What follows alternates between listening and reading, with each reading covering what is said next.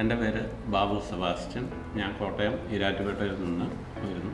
എൻ്റെ മോള് ക്രിസ്റ്റി, അവൾ പറഞ്ഞിട്ടാണ് ഞാൻ CRFനെ പറ്റി അറിഞ്ഞത്. എൻ്റെ പേര് ക്രിസ്റ്റി.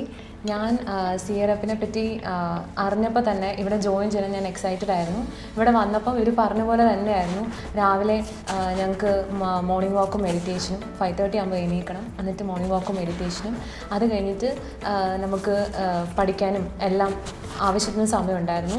പിന്നെ ഞങ്ങൾക്ക് എല്ലാ വീക്ക്ലി ടെസ്റ്റുകളുണ്ടായിരുന്നു. സാറുമാർ തന്നെ നമുക്ക് ടൈം ടേബിൾ ഇട്ട് ഓരോ ടെസ്റ്റും ചാപ്റ്റർ വൈസ് ടെസ്റ്റ് നമുക്ക് ഇട്ടു.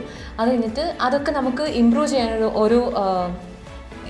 നമുക്ക് ഒത്തിരി പറ്റി. ഇതിൽ നിന്ന് നമ്മൾ എവിടെയാണ് ലാക്ക് ചെയ്യുന്നത് അത് കൂടുതൽ നമുക്ക് ഫോക്കസ് ചെയ്ത് പഠിക്കാൻ പറ്റി.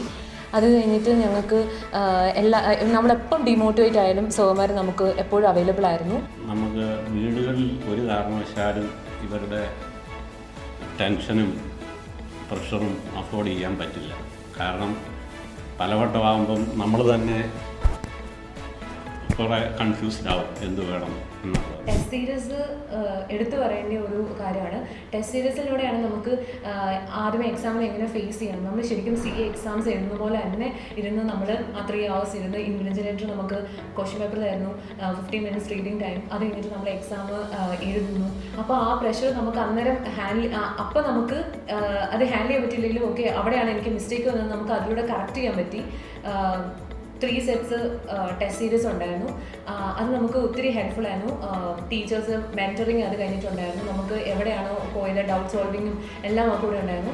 ആ ഒരു അറ്റ്മോസ്ഫിയർ ക്രിയേറ്റ് ആകുന്നതുകൊണ്ട് നമുക്ക് നന്നായിട്ട് പഠിക്കാനും പഠിത്തത്തിൽ ഫോക്കസ് ചെയ്യാൻ നമുക്ക് പറ്റി.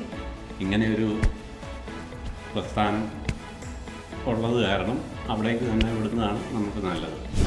So I'm grateful for God that I have reached the right place.